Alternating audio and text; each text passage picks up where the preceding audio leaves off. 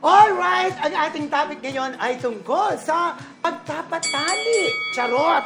Pagpapakasal dahil ang ating tanong ay dapat bang mag-quit o maglaylo lang ang isang actress kapag nagpakasal na?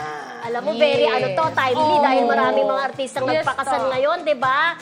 Like sila Maine, sila Maha, at soon si Bea Alonzo, di ba?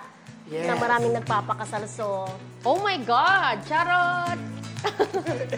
Ano kaya ang nabunot ko? Parang ang hirap nung nabunot. Parang maybe. Maybe? Ayun, dapat bang maglaylo? Oo. O Like, mag-quit? focus ba sa pagpabuhay, pagpamamilya, di ba, tao? Correct.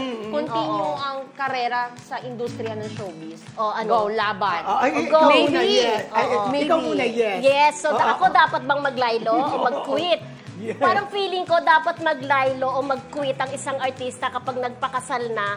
Kasi syempre, ano yan chapter ng buhay mo yan. Tapos na dun sa pagkadalaga. Kumbaga, tapos na yung chapter mo na yun, mag-aasawa ka na. And it's about time to prioritize your family. Ano? So maraming mga artista ang naging successful ang marriage nila because they chose na mag-quit or maglaylo na sa showbiz. Like sina Christine Hermosa, di ba? Hindi matagal na siyang hindi active sa showbiz. Pero yung kanyang buhay mag-asawa nila ni Oyo Boy Soto is very successful. Di ba? Kaya ako naniniwala ako na dapat lang talaga maglaylo na o mag-quit ang isang actress kapag nagpakasal na para maging successful ang kanilang marriage. Ay nako, hindi ako pabor dyan. Hindi. Yes. Dahil maraming mga artista, lalo na yung mga babae na ikinasal, na ipinagpatuloy pa rin nila ang kanilang karera. Example Nora Honor, Vilma Santos, Sharon Cuneta, Maricel Soriano, Dol Solueta, etc. Ang dami-dami nila. Hindi sila tumigil sa kanilang pag-aartista kahit nag-asawa at ikinasal na sila. Oo, pero yung mga... Judy Ann Santos. Marian Rivera. Yeah. Pero hindi naman kasi basihan sa dami ng mga artistang acting. Pero once in a while, parang naglaylo rin naman sila sa career nila nung nanganak sila. Hindi no? Matagal. No. Matagal bago sila matagal sila.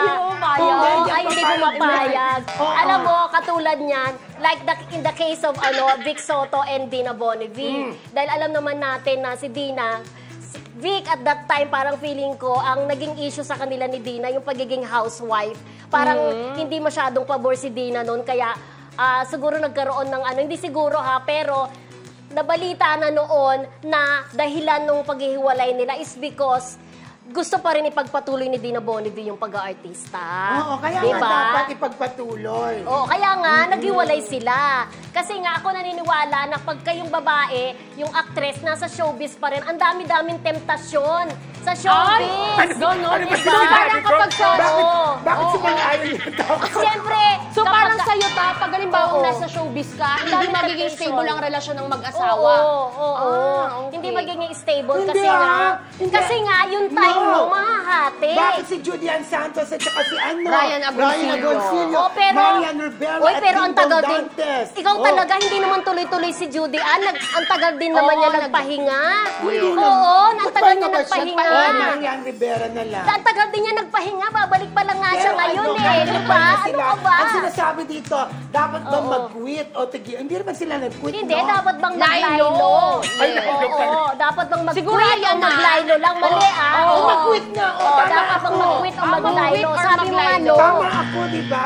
Sabi mo no. No talaga, no. Oo, para sa akin, ang showbiz kasi, hahati yan sa time mo sa pamilya, sa showbiz. Siyempre, pag nanganak ka, kailangan mo talaga hands-on ka sa mga anak mo. Marami ding artista na napagsasabay ang karera at saka ang family. Pag nag-asawa ka nga, mamili ka. Ganun yun. So, yung mga karamihan ng artista natin hindi namili, pinagpatuloy pa rin nila. Oo, pero may mga artista pa rin. Maglalaylo pa rin. Pero may mga sila. Hindi, mas marami ang nagpatuloy. Hindi, yung mga sexy star noon, like sila Aya Medel, hindi na rin naman sila active ngayon na. Isusulat ko yan, Mildred. Isusulat ko, Sila eto yung Jewel mga Nish, nagpatuloy di ba? sa pag-aartista. Nagtalo na kahit may sineryoso. asawa na. Oo. Marami rin. Mas marami nagpatuloy rin. at Pero hindi hindi nag-quit. paramihan yan kasi ang dinidiscuss natin ngayon, yung ating opinion. So wala tayo sa paramihan. Hindi, Mildred. Yung ating opinion kung dapat bang mag-quit o mag-lilo, ako bilang babae, para mapangalagaan mo ng gusto Yung maalagaan pamilya. mo yung pamilya mo, yung anak mo. It's a matter of choice. Prioritize Pero things, hindi di ba? kasi kaya, so ibig sabihin kaya marami na ipagpapatuloy nila, hindi sila nagko-quit. Hindi naman, Hindi ibig naman ko sa, sabihin. sinasabi mong hindi paramihan. Okay. Oo. So, Pero ibig sa sabihin akin- talaga, Oo. maraming mga artista natin na nagpatuloy sa kanilang karera, di ba? Pero yung mga sinasabi mo, hindi naman sila totally Oh, ano na? Pero yung mga sinasabi mo, Oh. hindi naman after manganak, nagtrabaho na agad. Marami naglaylo sa... Actually, lahat ng Mainit, sinabi mo mainit. naglaylo Marami eh. hindi sila naglaylo Oo, sa naglaylo karera si nila. Judy Ann Santos, ang Nagpatuloy. tagal. Ang Nagpatuloy pa tagal. rin Pati sila. si Mayan, ang tagal. Nagpahinga. Nagkakainit Go. na po. Hindi makasingit yung baby. Okay! Yes, Ito Rona. ang pampalabig ng ulo. Huminit ang May ulo. sasabihin ba si Rona? Hindi ako sasabihin. Hindi ako makasingit. Go! Ang init nila masyado. Sige, sasang-ayunan ko na lang kay Drew kasi baka maipit ako dun sa init, masunog ako. So, ayun na nga. Go rin naman ako dun kay tita. Kasi nga, di ba, ang sa kanya, lie low muna for the meantime. Lalo na pagkapanganak mo, baby pa, kailangan ka talaga ng anak mo. Pero, andun pa rin tayo sa, hindi mo naman kailangan mag-quit ng showbiz once na magka-family ka na. Kasi trabaho yan eh. Diba? Yun din ang hanap buhay ng mga artista. At syempre, para rin naman sa kinabukasan na magiging anak nila. Yeah. Ganon. Yan. That's Ah, my basta sentiment. ako. Pero ito wala na tayo sa debate. Para sa akin naman, okay lang yung maglaylo. Oo, Kasi yes. 'di ba? O iba pa rin talaga pagka Lie low Para but sa not to akin, quit. tuloy-tuloy. Oo, para magkatato. tuloy-tuloy kahit hindi pa magaling yung sugat na cesarean, tuloy-tuloy. Hindi naman natin pinag-uusapan Ganon. yung after na nanganak agad-agad babalik. Anyway,